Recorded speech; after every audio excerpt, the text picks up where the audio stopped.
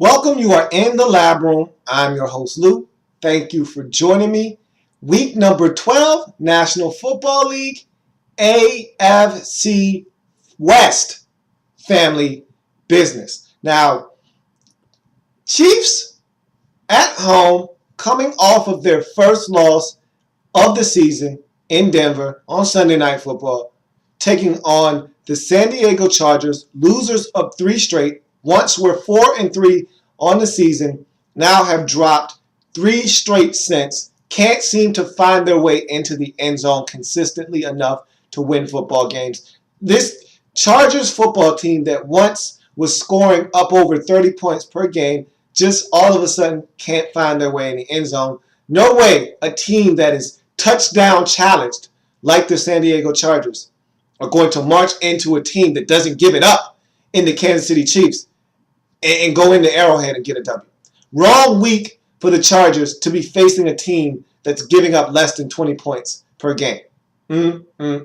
Sucks to be the Chargers right now. At least that's what I was thinking and what probably conventional wisdom was saying coming into this game. But keep in mind, it's family business. What happens in the family stays in the family. So let's get to the big board and break down one of the best matchups in week number 12. And there were a whole bunch of good football games, but none as riveting and entertaining as this one, none as back and forth as this one.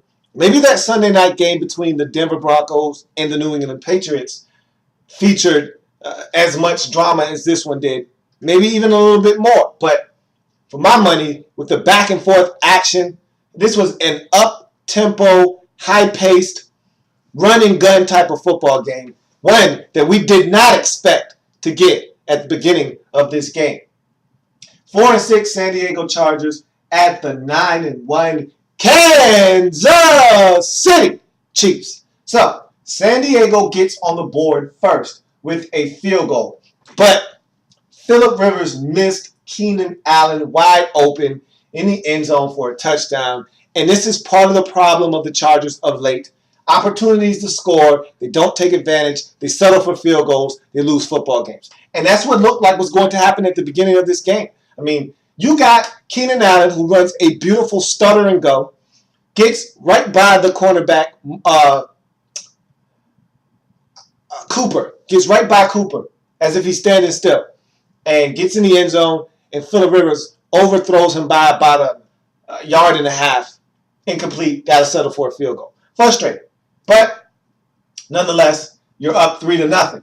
Kansas City goes down the field and finishes with a touchdown strike to Donnie Avery. It's 7-3 Kansas City. So you get down the field and you settle for a field goal, essentially a 3 if you're San Diego. Meanwhile, the Chiefs, who also struggle to score points most Sundays, they go right down the field and they finish it off with a touchdown. You know the motto, touchdowns win games, field goals do not. Or as I like to say, field goals don't win games, touchdowns do. And so they're getting touchdowns while you're still kicking field goals. If you're San Diego, that's why you have lost 3 consecutive games. The inability to get the football in the end zone.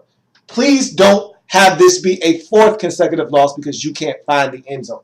Let this one just be because Kansas City is the better team, not because you can't get in the end zone. Not because you're going 20-20 and when you get in the red zone, you bog down and have to settle for a field goal.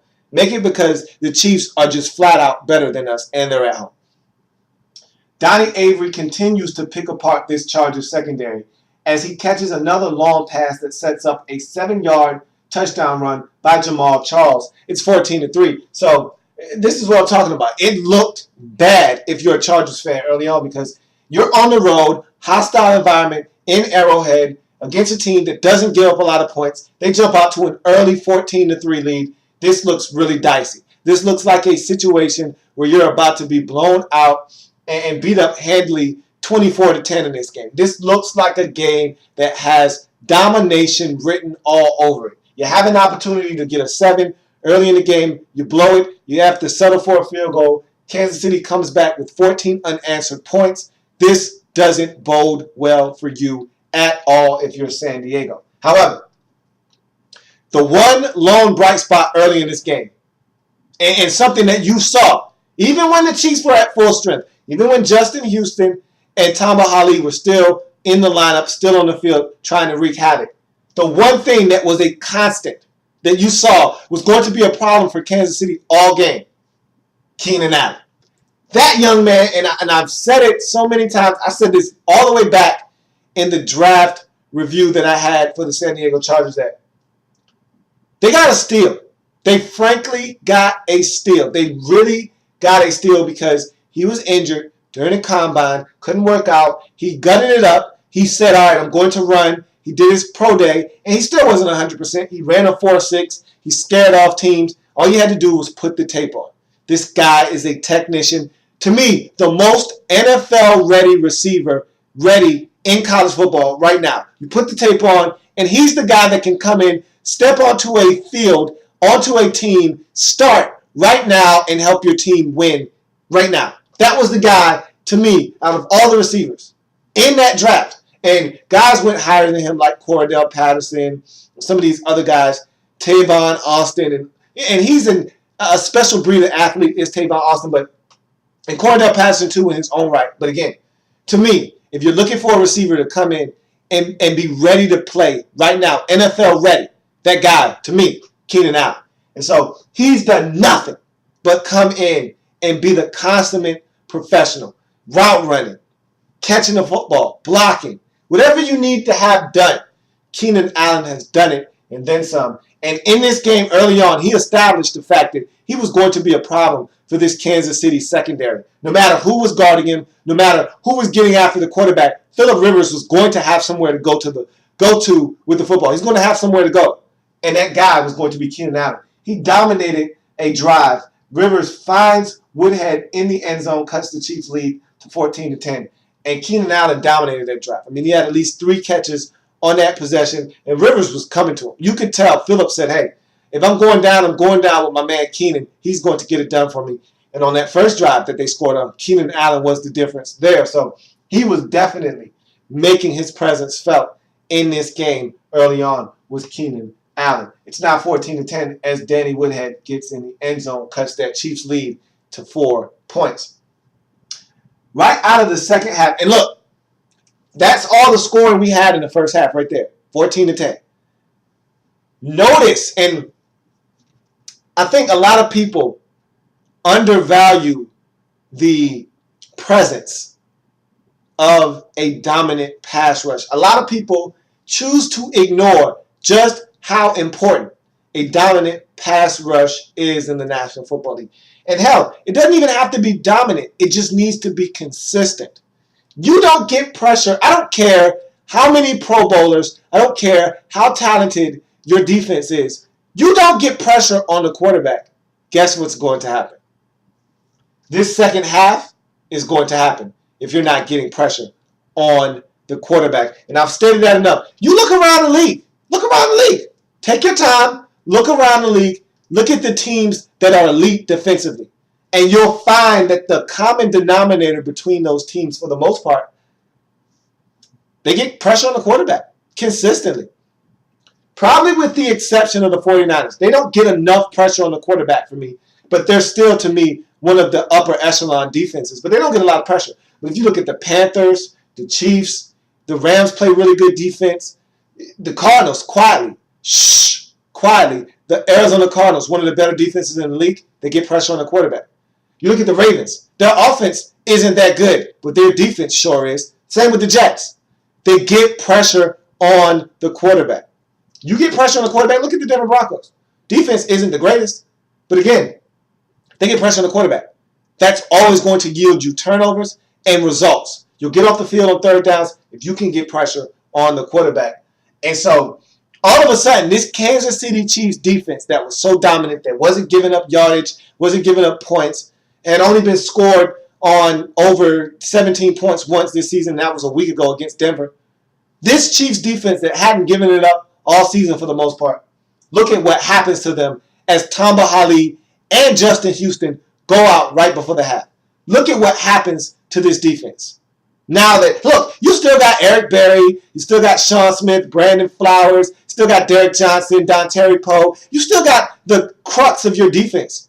Look what happens when you take those corner bookend pass rushing specialists off the field. Look at what happens when Justin Houston leaves with an elbow and Tamba Hali leaves with an ankle injury. Look what happens to this Chiefs defense.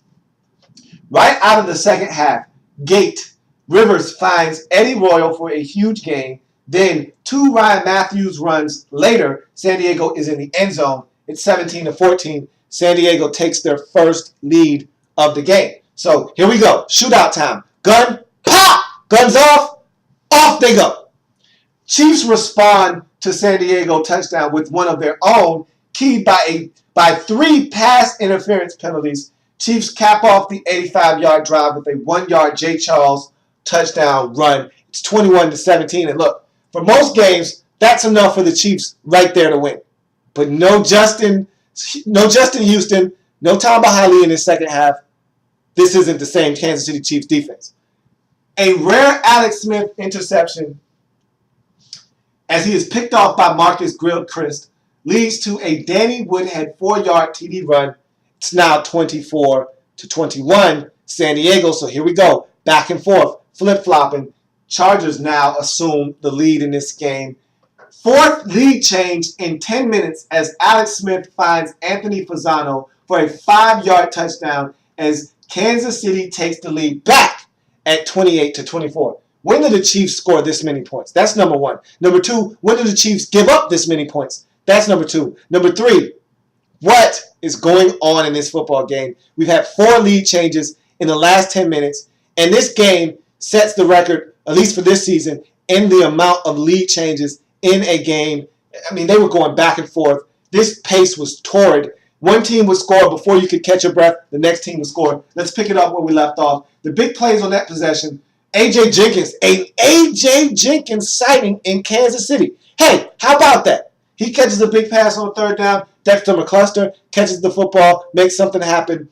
They end up getting in the end zone with the Anthony Fasano 5-yard touchdown pass. Chiefs reassume the lead at 28-24. Chargers move the ball down the field but have to settle for a field goal. Don't start that again, San Diego. You've been doing good in this game. Don't start the field goal nonsense again. It'll cost you a football game. They get down the field but have to settle for a field goal. It's 28-27. Chiefs still in front, but they're clinging to a 1-point lead. Chiefs answer with a field goal of their own off the strength of a Jay Charles 57-yard run.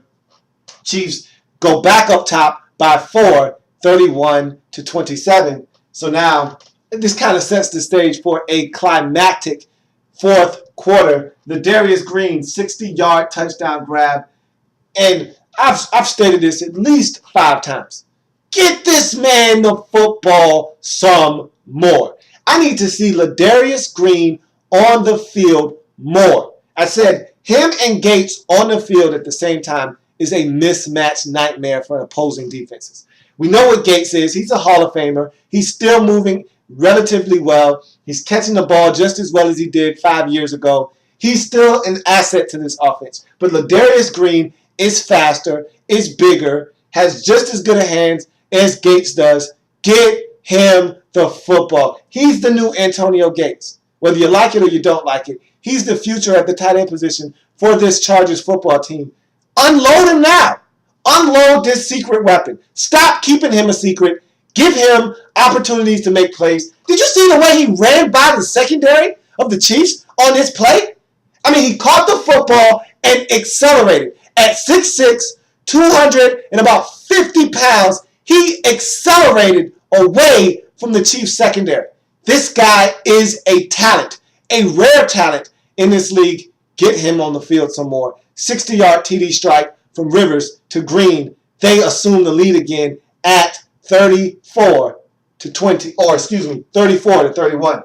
Do the San Diego Chargers. So big play, because it seemed like for a second that maybe the balance and power in this game was starting to shift toward the Kansas City Chiefs. The crowd was getting in the game. The Chiefs had finally kept the Chargers out of the end zone. They answer with a field goal of their own to the Chiefs. They're starting to gain momentum. They feel like maybe we can wrestle control of this game with one more stop. And then this happens. Big play in this game. Chiefs are down now by 3, 34-31. But not to be outdone, the Chiefs, and look, this is what I'm talking about. The Chiefs want to take it to this next level. They need more games like this offensively. Now, the defense can't play like this, and they haven't played like this. And if they get their guys back, they won't play like this. But trust me, one of those guys, the news probably isn't going to be very, very pleasing to this Kansas City fan base for one of these guys. Maybe even both. But I can tell you this. Ali went down. They called it an ankle. It looked like an Achilles. I'm a little nervous about him. Justin Houston in the elbow, I'm a lot more confident that he'll be back in due time than I am Tamba Hali. Let's just hope it's a high ankle sprain with him. But it just seems like without contact, I didn't see him roll the ankle. I'm a little nervous about Tamba Hali, and it actually being an ankle looks more like an Achilles to me. But we'll see. Let's hope that both of those guys are able to come back because this Chiefs defense, as you can see, in this second half, not the same without their pass rushing edge rushers. And the Chiefs made up for it offensively. They did everything the right way offensively in this game to get a win. All right, clutch Kansas City Chiefs drive with a big play after a big play set up by great McCluster return. Bo gets a touchdown in the end zone with 1:22 left on the clock. Chiefs take 38-34 lead. What a drive by Alex Smith and his Kansas City Chiefs offense. Again, everybody has ridiculed them all season long for just doing enough. Well, they did just enough in this game. And I think that's why this Chiefs offense has been able to do just enough, because they didn't have to score. But in this game, when they had to have it, guess what? They got it. And that's not to say that this is what they are and they can do this every single week, but they don't have to be this every week. They don't have to score 38 points to win. They don't have to score 31. All they have to score is 24, 20, 17 most weeks. And that's enough because this defense is so good. But this defense was decimated. They stepped up, they did their end, and they scored 38. That's supposed to be enough to win this football game. However, minute 22 left. Like I said, Phillip Rivers with the football. We know he's a dangerous man this season. He's back to the old Phils. And let's see what happens. Phillip Rivers does it again. 8th and final lead change of the game as he connects with Siyi Ajira-Tutu for a 30-yard touchdown strike with 24 seconds left in this game. And you could see it coming. You saw it coming. They were moving the ball down the field. Phillip Rivers was throwing dart after dart after dart. They were matriculating the ball down the field. And the minute he got an opportunity to push it down the field and strike for a touchdown, he did not waste that opportunity. Sean Smith is there in coverage, is in position, flails at the football, can't get his hands on it. And it's the perfect pass. And they always say, you can't defend the perfect pass. And that's exactly what it was. Siyi Ajira-Tutu slides down, corrals the football, catches it, holds on to it as the San Diego Chargers march into Arrowhead Stadium and beat a depleted second half Kansas City Chiefs football team 41-38. What a gutsy win. What a heck of a ball game. And for me, this game was just as big for the Chiefs as it was for the Chargers, because even though they lost, they showed me something here. They showed me the ability to rev it up and score 38 when they had to. Now, it didn't result in a victory because the defense, which hasn't let them down all season, let them down. But you can argue that without their two best players on the defensive side of football, the two guys that have been getting to the quarterback all season long, this defense was regular. And that's what I've been trying to state to people all season long, is that you got to get pressure on the quarterback. You know, you look at all these teams around the league. Look at all the bad football teams. Look at all the teams that struggle defensively. What do they all have in common? The inability to get to the quarterback consistently. You don't have to have a combination of Tamba Hali and Justin Houston on your team for your defense to be good. You just need to get consistent pressure on the quarterback. And those two guys generate the bulk of the pressure for this Kansas City Chiefs defense. Those guys left this game. So did the Chiefs' defensive prowess. All of a sudden, Phillip Rivers has enough time behind center to build a house. He starts hitting guys. He gets in a rhythm. They can't stop them. They can't get the Chiefs, they can't get the Chargers off the field defensively. And 41 points is the outcome. A team that had 10 points at the half. 10 points at the half. Scores 31 in the second half. What does that tell you? What does that tell you? That this Chiefs team isn't the same defensively without Tamba Hali and Justin Houston. And you see the impact of pass rushers in this league. That's why I say, if you can get a pass rusher, you can change the game defensively. If you don't have one, your defense isn't going to be anywhere near as good as it could be because teams are going to have time. If you give good quarterbacks, great quarterbacks, time in this league, they will shred you every single time. And Phillip Rivers is playing at an extremely high level. He's playing at an all-pro level this season. You saw it in the second half. And look, kudos to this Chiefs offense. Alex Smith and this offense showed me a lot in that second half. They scored 24 points of their own in the second half. It just wasn't enough as the San Diego Superchargers go into Arrowhead and get a much-needed victory. This win for San Diego puts them square back in the middle of the AFC wildcard race. Because, again, we know 5 teams in the AFC who are going to make it to the playoffs. We can go ahead and pencil in 5 of them. That 6th and final spot, that last wild card is up for grabs. And there are a slew of 5 and 6 teams. Add the San Diego Chargers to that list as they go and get it done. Huge win. This is the type of win that can change around your season if you are the Chargers. I could easily see them parlaying this win into 3 or 4 straight victories and really doing some damage in that AFC wildcard race. Wouldn't surprise me if this division came away with 3, count them, 3 playoff berths. They're that good. And this Chargers team, I said, they're a scary bunch, and I still think they're a year away from really doing some serious damage in the AFC landscape. But don't sleep on them this year. Mike McCoy has this team believing, and they're dangerous, and they got it done. Now, are they going to be able to score 41 points every week? Absolutely not. But they're a dangerous group, and Phillip Rivers is playing at an extremely high level. Watch out for the San Diego Chargers. If you're the Chiefs, tough loss, tough break, you're praying.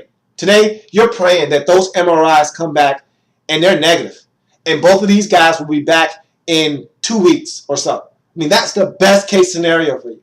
You're praying that those MRIs don't show any structural damage to any ligaments, any tendons, anything. You're hoping that these guys have a dislocated elbow and a severely sprained ankle, and that's it. That's your best hope. Anything else, and that could be huge in the grand scheme of things for your season, could be damaging to your prospects of you doing damage not only in your division but in the AFC as a whole. I mean, you really had aspirations for doing big things this year. You take those guys out of the equation, you can forget about anything, as you can see in this game. So if you're a Chiefs fan, forget about the outcome of this game. It's done. Now you need to worry about the health of your 2 pass rushing ends. And if they come back, you'll feel good. If they can't come back this season, wow, how things can change in only a matter of a half of football if you are the Kansas City Chiefs. So that's going to do it for this AFC West showdown between the Kansas City Chiefs and the San Diego Chargers. If it happens in the National Football League, whether big or small, we cover it all here in the lab room. I thank you for joining me. I've got plenty more games to break down in week number 12 of the National Football League.